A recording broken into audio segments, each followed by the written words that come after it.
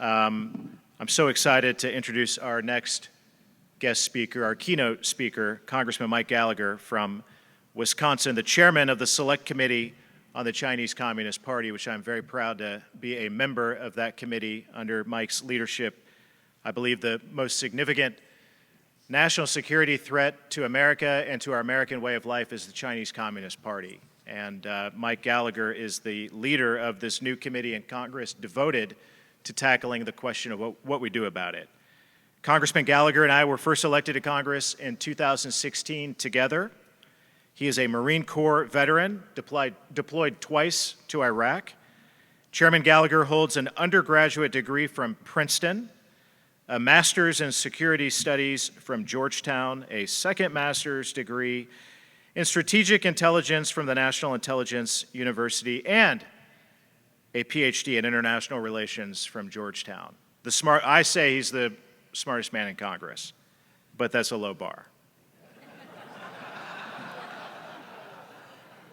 He is the chairman, as I said, of the new House Select Committee on the Chinese Communist Party that Speaker of the House, Kevin McCarthy, created this year, placed his trust in Chairman Gallagher to lead that important effort. He also sits on the House Intelligence Committee and is a fellow member of the House Armed Services Committee, where he chairs the Subcommittee on Cyber, Information Technology, and Innovation.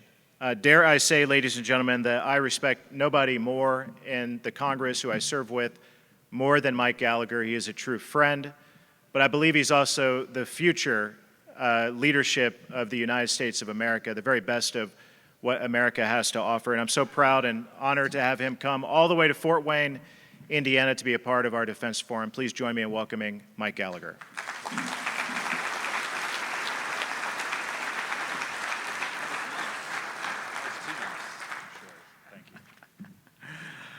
Thank you, Jim. Yeah, being the smartest man in Congress is a bit like being the best player on the Colts. It's a dubious. What? What'd I say? Oh, wait, where are we? Okay. It's a dubious distinction. But thank you, Jim, both for the invitation and for your friendship. Jim has long been my closest collaborator on China-related issues, and though he is the second best politician in his family, he will make an incredible senator for the Hoosier State, as well as I'm just excited to see him become a thought leader in the Senate on national security issues, and to think of what he can do armed with his House experience, armed with his unique set of skills, and representing Indiana in Congress for in the Senate for a long time. I just want to thank him and his family for stepping up to serve in this really critical time.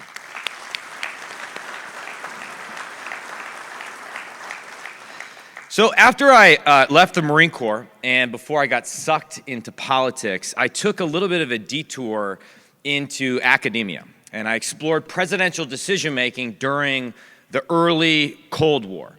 And alone in the archives in Independence and Abilene, I would often ponder certain questions, sort of ask myself as a single 26-year-old why I was spending Friday nights studying presidential decision-making in a presidential library. But I'd also ponder this question of when did the Cold War begin? When exactly did the Cold War begin? Was it on October 19th, 1945, when George Orwell first used the phrase in discussing the potential of the atomic bomb to, quote, put an end to large-scale wars at the cost of prolonging indefinitely a peace that is no peace? Or was it on March 5th, 1946, when former British Prime Minister Winston Churchill traveled to Westminster College in Fulton, Missouri to warn of an Iron Curtain descending across the European continent? Or perhaps it was later, on August 29th, 1949, when the Soviets tested their first nuclear weapon, shocking the American public and presaging a new Pearl Harbor. The funny thing is, academics continue to debate this question, but there is no question that the Cold War reached its coldest point in November of 1950. On the northeast corner of the Korean Peninsula near a man-made lake called Chosin Reservoir. There, about 8,000 Marines struggled to stay alive against temperatures that reached as low as 36 below zero. And as they did that, 120,000 Chinese communist soldiers advanced on them in secret to kill what the cold could not. But the Marines battled their way through wave after wave of Chinese attack. They suffered heavy casualties, but they dealt disproportionate death to their communist combatants. And in so doing, saved both the war effort as well as the honor of the American Armed Forces. Next month, we will recognize the 70th anniversary of the Korean Armistice Agreement. This is a non-ending to a non-war that most Americans have forgotten, despite the fact that 36,000 of our countrymen were killed. But in China, despite losing 180,000 troops, they celebrate the Korean War. Chinese students are forced to study the war to resist American aggression and aid Korea, as it's called. A March 2023 essay in the CCP's top theoretical journal praised the People's Army for, quote, defeating the world's #1 enemy armed to the teeth on the Korean battlefield and performing mighty and majestic battle dramas that shock the world and cause ghosts and gods to weep. The highest grossing Chinese movie of all time is The Battle at Lake Changan, a 3-hour depiction of the Battle of Frozen Chosin, commissioned by the CCP just in time for the party's centenary.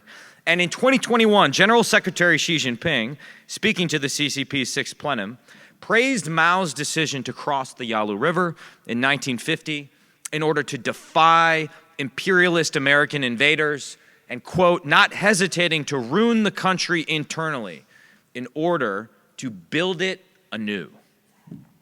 So what are we to make of this cult of the Korean War in China? Well, I would argue to you that Xi's focus on the Korean War sends a clear message to the Chinese public and the international community, which is that China is once again prepared for war with the United States. Now, I do not believe that Xi Jinping wants a war with America. Xi would prefer the fruits of war combined with the indefinite expansion of CCP power and ideology without the battle. But Xi has repeatedly told us that he intends to take Taiwan by force if necessary. And if the Russian invasion of Ukraine has taught us anything, it's that we should pay attention when dictators tell us what they intend to do, particularly when they talk about threatening to invade their neighbors. Therefore, the question of our time and the question lurking behind all of these discussions about Northeast Indiana and the defense industrial base and defense innovation is how do we deter Xi Jinping and thereby prevent World War III? I'd like to offer some answers, but the ancient answer to this question is that if you desire peace, prepare for war. Sivi Pacem Parabellum. Also, the title of one of the John Wick movies, Parabellum. So you know it's good. The contemporary corollary to that ancient wisdom when dealing with the Chinese Communist Party is this. If we desire peace and freedom, then we must wage Cold War. And when did this new Cold War begin? Well, academics, boring academics like me, will continue to debate this question for decades to come. But there's no debate that the Chinese Communist Party has been waging Cold War against us for over a decade. And the longer we deny the existence of this new Cold War, as the current administration does, the longer we will allow the CCP to advance their totalitarian, anti-American agenda under the cover of win-win cooperation. Because the paradox of Marxist-Leninist regimes is that they become more aggressive as they grow more comfortable. CCP leaders respect strength and have contempt for concessions.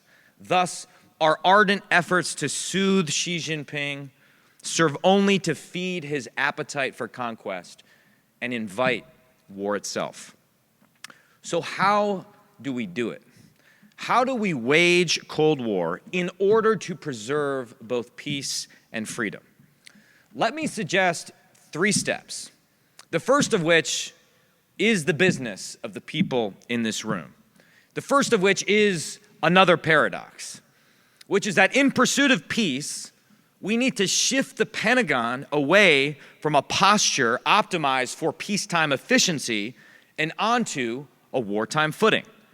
Prioritizing hard power, maintaining military superiority, not parity, is by far the most important factor in deterring conflict and keeping Cold War cold. Hard power deters, soft power does not. This is the tragic lesson of the failure of integrated deterrence in Ukraine.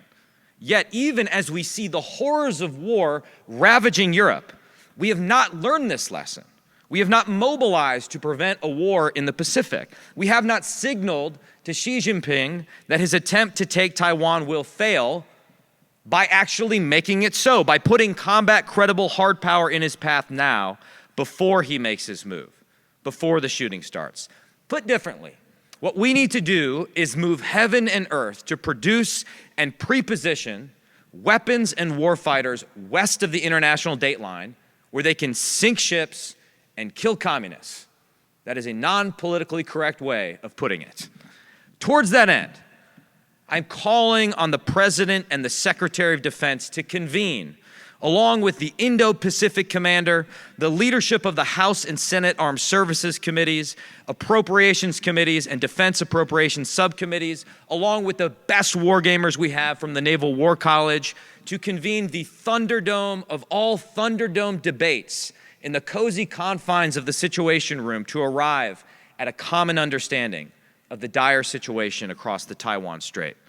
The President should not allow anyone to leave that room until they have agreed to provide multi-year appropriations and expand the industrial base for long-range precision fires and mines that can sink ships and kill communists, which we are not doing. Furthermore, the Secretary of Defense should fire anybody in the permanent peacetime bureaucracy that attempts to slow roll or sabotage this effort. And unfortunately, while FY 2024 appropriations do provide multi-year funding for some key munitions, the bill comes up close to $2 billion short of the department's multi-year contract requests and cuts the budget's request's overall missile procurement by more than $2.5 billion. That's crazy to me. To help rebuild our munitions industrial base, we need to do better. That's why I'm introducing something called the Restoring Our Arsenal of Deterrence Act. It's a clever acronym, ROAD. You have to have a clever acronym whenever you introduce a bill in Congress.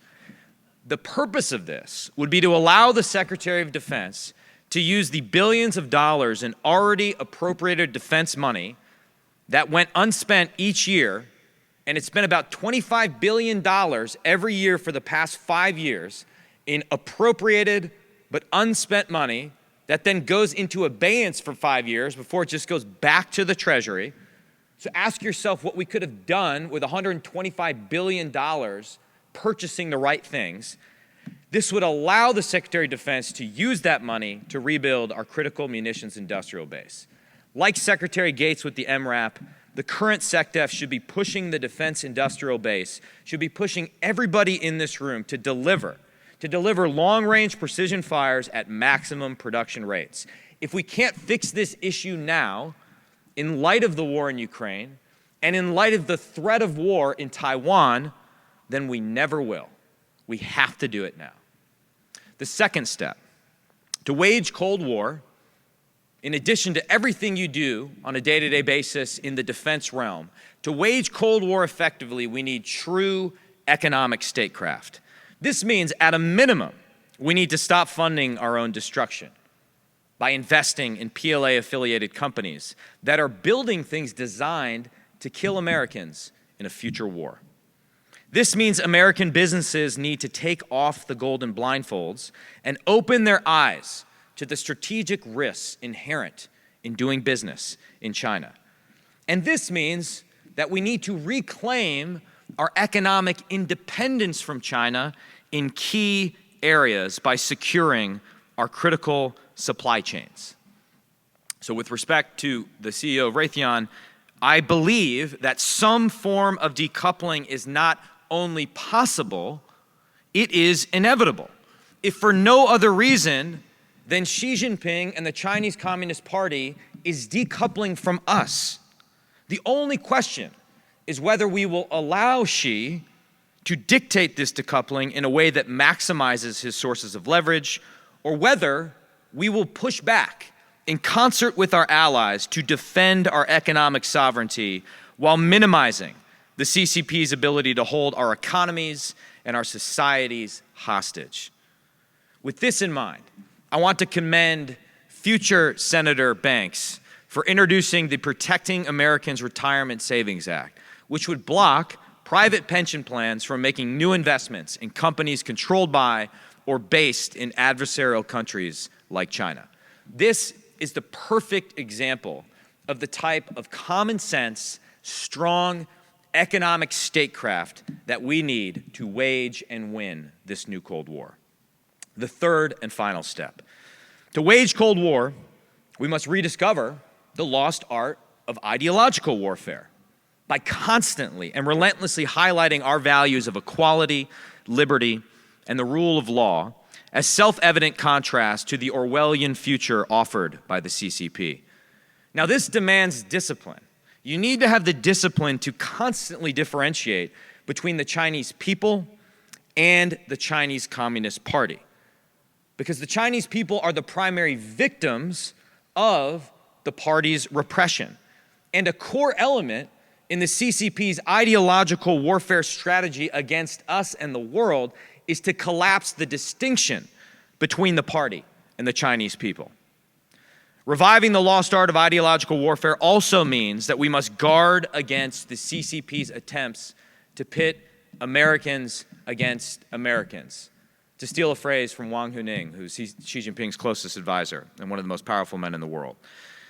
They believe that Americans are greedy and factional, and therefore they can corrupt our open system of self-government. Consider that the CCP has set up illegal police stations in the heart of major American cities in order to hunt Chinese dissidents.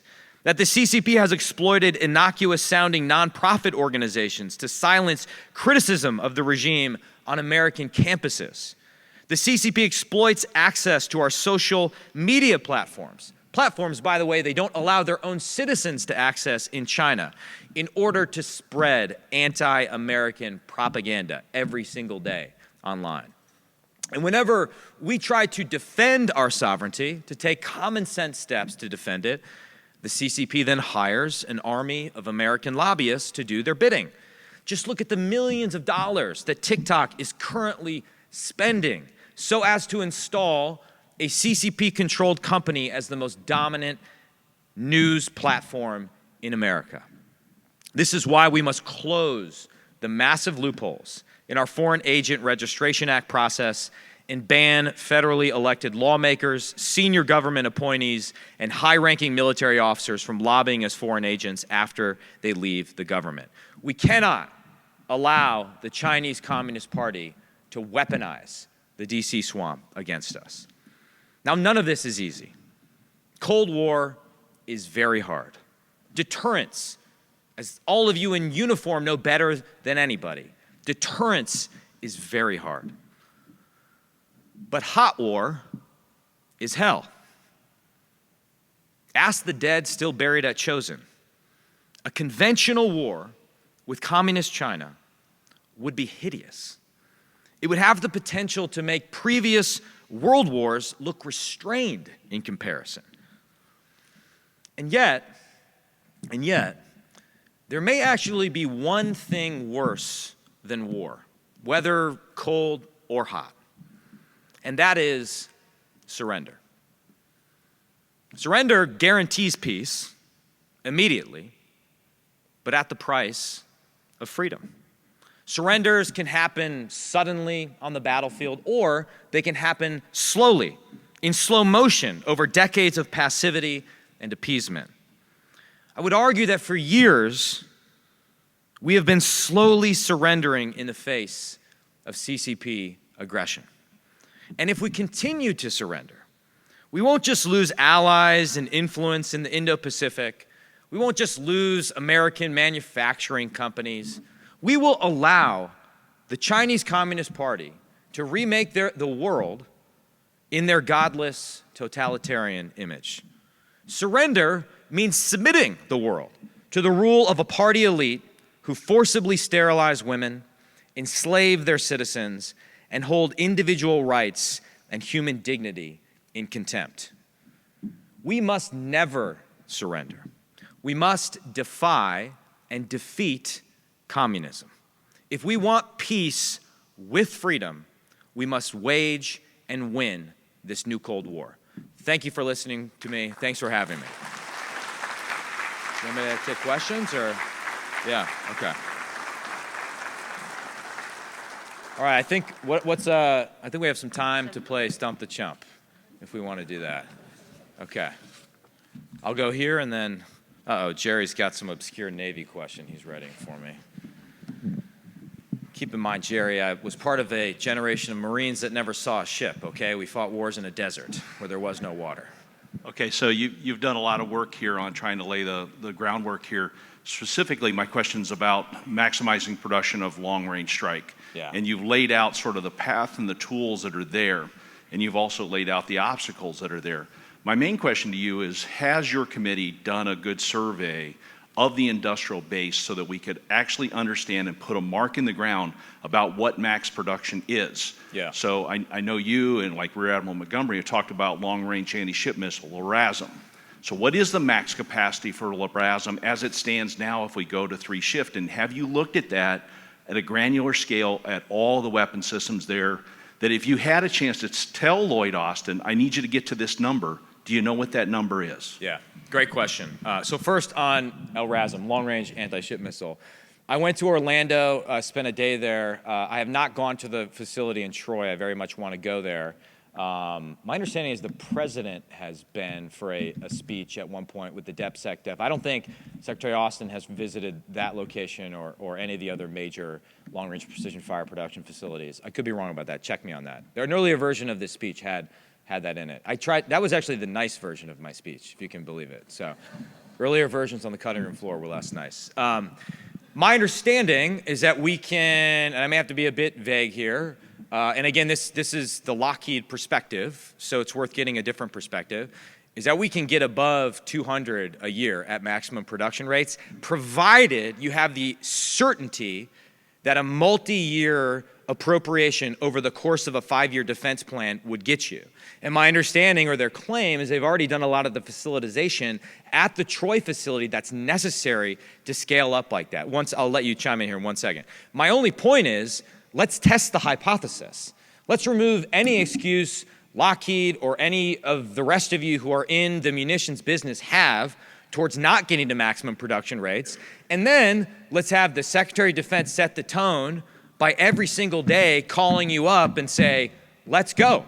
Where are my stockpiles of critical munitions? I've given you the money. You have no excuse. Is it a workforce constraint that you see? This should be the easiest thing to fix. A lot of the systems you focus on, Jerry, are much harder, right? Columbia-class sub, the frigate in Northeast Wisconsin. This is old technology. And then if we figure that out, then we can get really creative and and if we're willing to assume risk, start putting advanced energetics in existing systems like SM-6 to dramatically improve their range and lethality. I commend the energetics report that came out 2 years ago. I know Purdue played a role in that. I just talked with the new head of Purdue about their energetics knowledge base here. It's incredible. I mean, that's old. We're using 1940s technology. The Chinese stole technology we invented in the 80s at China Lakes called CL-20. We need to be putting that in existing systems in order to experiment with it. So I have not, however, gone through each of the top 10 systems. I want to do like a modern version of the Truman Commission, where he went and examined all the bases in America prior or during World War II. In an earlier version of the speech, I sort of had this idea that if you are unable to persuade the appropriators in the context of the Situation Room, you should then take them hostage and bring them on a domestic CODEL to Indian Head, Maryland, to Troy, to Arizona, to all the 6 places where we build these things, and just figure this out. And then you can have your target numbers that you hold the munitions industrial base accountable for hitting those numbers. Do you want to follow up? I just want to make a statement to put context to my fellow citizens here in Northeast Indiana. The 200 a year max production that Representative Gallagher just said, we will shoot that in 3 days in the opening of the war in the Pacific. That is 3 days. That's maximum production for a year. We will be out of our arsenal in less than a week under current production rates. Yeah. So, and I'm not trying to suggest you can LRASM your way out of the Taiwan problem. It's a critical component of what I call the anti-Navy solution, where you have concentric rings of fire that start on Taiwan itself with harpoons. By the way, we should take the 200 harpoons that we are putting into deep storage. I know you disagree about this, Jerry, and figure out a way to MacGyver them and give them to the Taiwanese, and then expands to small teams of Marines on autonomous JLTVs with naval strike missiles in the southern Japanese, northern Philippine Islands. And then you can get creative with putting non-INF compliant intermediate range ground launch missiles in northern Australia with Aussie sovereign control and some of our own territories in the Pacific. And you should just make the lives of every PLA military planner miserable by experimenting with containerized fires, some of which may not even have fires in them, but would just confuse the hell out of people that provide military advice to Xi Jinping every day. Would you comment on companies like, American companies like Tesla that's in China, and whether they're doing enough to protect themselves and our intellectual properties in the future? It's a question about Tesla and whether they're protecting themselves. Maybe I'll put it in the context of a broader concern I have. There's a bit of recency bias here. I just spent a day and a half in Detroit talking to all the OEMs, all the major auto manufacturers, right? All of whom are responding to the strong government incentives to destroy the internal combustion engine and betting the farm on electric vehicles going forward. To which I ask, where does the electricity come from? It's not coming from renewables, largely. I'm not persuaded that this will have a meaningful, positive impact on the environment. Now, electric vehicles are cool. I've driven one once. It went really fast, and I thought it'd be nice if I was rich and I could afford a Tesla, but I don't think the American taxpayer should subsidize the decision of someone to buy a $40,000, $50,000, $60,000 car. My point is that they're struggling with where to get the batteries and how to onshore the production of electric vehicle batteries in states like Michigan and Indiana and Kentucky and places like that. And in some cases, in the case of Ford, they are deciding to partner with Chinese battery companies. So my concern is that this massive rush to bet the farm on electric vehicles, in order, if you read what the Secretary of Energy said after the Inflation Reduction Act passed, in order to reduce our dependency on China, will actually make ourselves more dependent on China for battery production, for rare earth processing, and for all the things that we've just allowed ourselves to surrender on. By the way, perfect example of the complex, fraught economic relationship we have with China. And what makes the economic statecraft component, the second step I talked about, the most difficult, because we are conjoined twins with China in major economic and technological areas. We developed the technology for LFP batteries at University of Texas and then at MIT. By the way, very cool to be an MIT dropout these days, I see. Much cooler than actually having degrees.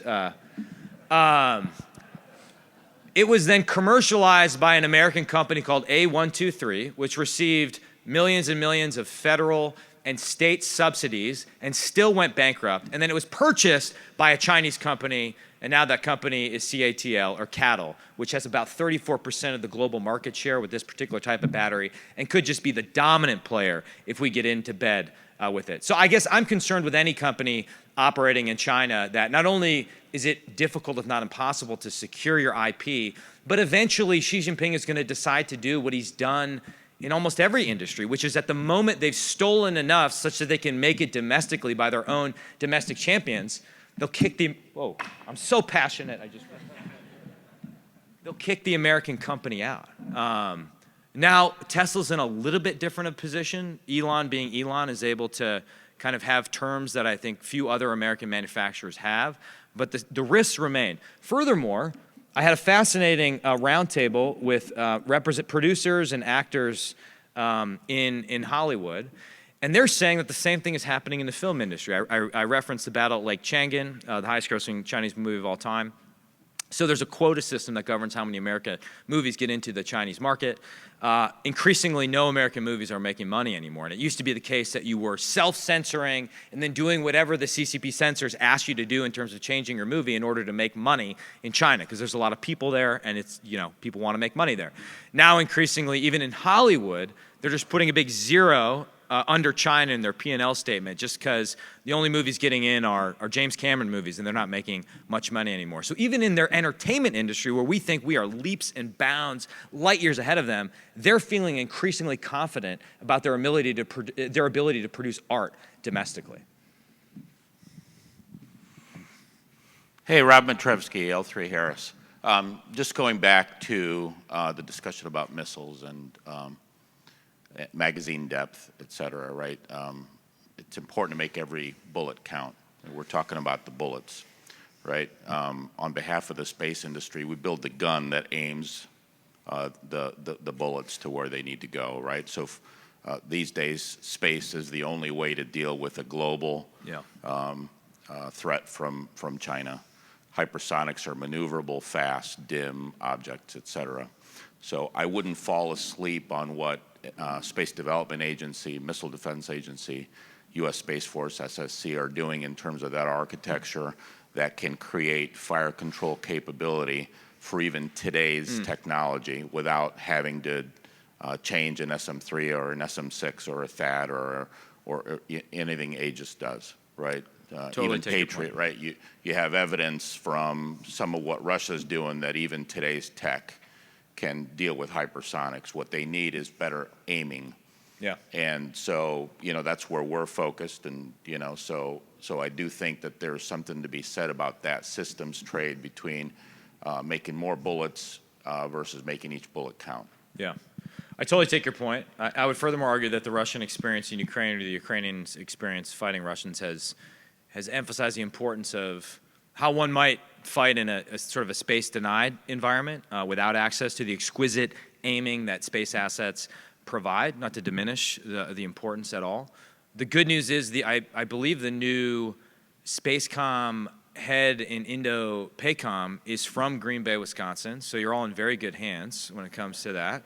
I guess my concerns, and you would know more than I, when it comes to our exquisite theory of the case for communication and aiming and targeting and how to close a kill chain, which is joint all-domain command and control. Well, if each service is doing its own version of it, the J in JADC2 kind of seems like it's screwed up out of the gate. I just say that to suggest I have concerns about our ability to execute JADC2 based on what I've seen so far, and leverage all the exquisite assets that you talk about in the process, but completely take your point. Hi, it's Kevin Massey. I'm second day on the job at Purdue for the Purdue Applied Research Institute. Oh, great. Also work on the SAB with Secretary Kendall. Could you comment, we looked at the Taiwan situation.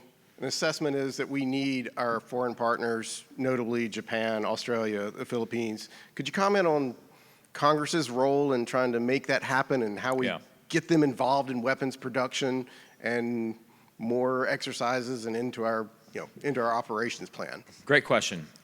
Two things I think are necessary. One of which we passed in last year's NDAA, which was essentially a requirement for a joint warfighting structure. Because in many ways, if you look at sort of the experience of in CENTCOM and Iraq, the Indo-PACOM commander is not going to fight the war day to day. There would be a sort of JTF structure, and getting that worked out on the front end in a way that has our allies plugged in so everybody knows what the other person is doing is critical, and something that I'm concerned is not currently part of our war plan, at least to the extent I understand it. Now, in classic DoD fashion, they took that requirement, that legal requirement, and then they've slow rolled it and suggested, well, maybe we'll put a 1-star or a 2-star in charge of it. So we had another requirement this year that expressed a sense of Congress that this should be at the 3 or 4 star level, because it should be prioritized in such a manner. So getting the warfighting structure right, reviving things as well, like our the Joint U.S.-Taiwan Defense Command, I think would be a good idea, and using that then to interrogate our war game over and over, our war plan over and over again before the war actually starts is a critical part of leveraging our allies. By the way, we should also just have a Japan Appreciation Day once a month, just to say, here's an example of an ally who's investing exactly like we want so many of our allies to invest. What's happening in Japan right now is an absolute sea change. It's remarkable. And in some ways, to the extent it's connected to the collapse of deterrence in Eastern Europe, and the Japanese say it is, as well as obviously the threat that the PLA poses to Japan, it's one of the most positive enhancements of deterrence in the Indo-Pacific theater that I've seen in the last 2 decades, at least. The second part of this is to fix AUKUS in a way that leverages its short-term promise. Everyone loves AUKUS. We love the Brits. We love the Aussies. They're great. They like to drink. We share a lot of common culture. AUKUS is a great idea. The idea we're going to share the crown jewel that is nuclear submarine technology with the Aussies. However, there's another pillar under AUKUS that's all about short-term technology collaboration that could involve experimentation with a lot of the things I talked about in my speech: containerized fires, long-range precision fires, INF non-compliant fires, things like that. The problem is we are still hamstrung by outdated regulations, specifically the ITAR regulations, International Trafficking and Arms Regulation. It's why I've proposed what I'm calling an ITAR exemption for AUKUS in order to turbocharge our collaboration with our closest allies when it comes to how we stockpile munitions, develop new weapon systems, experiment with AI, experiment with targeting, things like that. Using the AUKUS framework to get around ITAR, I think is very promising. Incidentally, we get a lot of pushback from the authorizers on House Foreign Affairs and Senate Foreign Relations. I used to work on Senate Foreign Relations. But my argument to them is if we can't take some risk with our closest allies, I mean, you're talking about the beating heart of the free world, like the beating heart of Five Eyes, then I think we're in a heck of a lot of trouble. So warfighting structure and plan combined with AUKUS, ITAR exemptions would be a partial answer to your question. Maybe I have time for one more or a follow-up. Anybody else? Make it an easy one so I can go out on a high note here. Yeah. Okay, well, I'll take yours as well. All right. On the decoupling subject, yes. I run a small machine shop, about 35 people. How will America compete with China on cost of labor and cost of manufacturing? Great question. And if I knew the answer to that question, I would either be in the Senate with Jim Banks next year or President of the United States. To some extent, well, one, we could push back on their subsidization of domestic industries and the way in which they cheat on longstanding trade obligations. They've never come into compliance with their WTO obligations, and I think we should threaten to remove permanent normal trade relations until they do come into compliance with those things. The second thing is we obviously have to compete ultimately on quality and innovation as opposed to just cheap stuff. Like we may not be able to make it as cheaply as them, but we can make it better, we can innovate, and this gets to the third thing. My overall simple hypothesis, it's gonna sound stupid to the sophisticated people in this room, is that we cannot selectively decouple, and I emphasize selective because I'm not talking about a total like splitting the conjoined twins. If farmers here want to sell soybeans to China, that's fine. If you want to buy cheap suits from China, as long as it's not made with slave labor, that's fine. But in key areas, we're going to have to reduce the leverage they have over us, leverage that they will weaponize in a future conflict, which we never war game when we think about this purely in a conventional sense.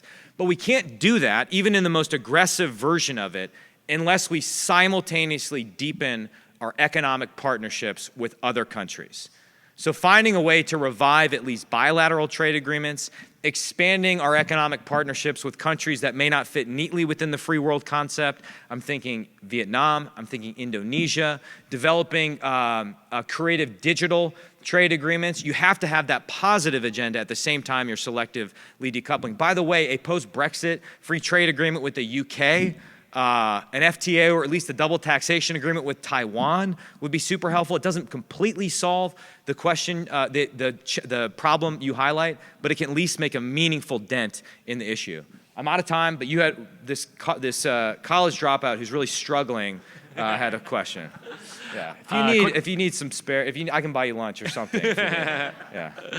Yeah. Quick question on capital controls. I'm curious how you and the commission are basically thinking about the fact that there are still prominent venture capital firms in Silicon Valley like Matrix Partners, GGV, Sequoia. At least maybe seems like they've decoupled from their China side, but who knows without getting sort of public info. Yeah. You talked about Congressman Banks's sort of bill on preventing public pension funds from investing into Chinese companies. But why do we still have venture capital firms that are investing into Chinese tech companies that are helping the CCP compete against the United States and critical national security technologies? I got the 1 minute mark, and as you can see, I'm not good at being brief. It's a great question. It shouldn't be allowed. We've been waiting for months for a executive order on outbound investment, which, as I understand it, would be sector specific. So Sequoia, even a rebranded Sequoia, wouldn't be allowed to invest in Baidu or anything in the AI sector. I think a sector specific approach makes sense to me if we're not going to do a full cutoff. I think certain entities, i.e. university endowments, should not be allowed to invest in China at all. I would include state and local pension funds, because you're creating this perverse situation where the health of universities and the health of the retirement of millions of Americans is dependent upon the success of the CCP's totalitarian project, which is perverse if you think about it. So the only reason we haven't done it or put in place those capital controls is A, we've been waiting in Congress for the administration to act. I think we should take the lead, but there we get to a divide between the committees. The Financial Services Committee, I think, is more skeptical about putting restrictions on capital outflows to China. So it's up to us on the Select Committee to make the case that we need to do this and persuade the Speaker that we need to do it. So thank you all very much. I appreciate it. Great.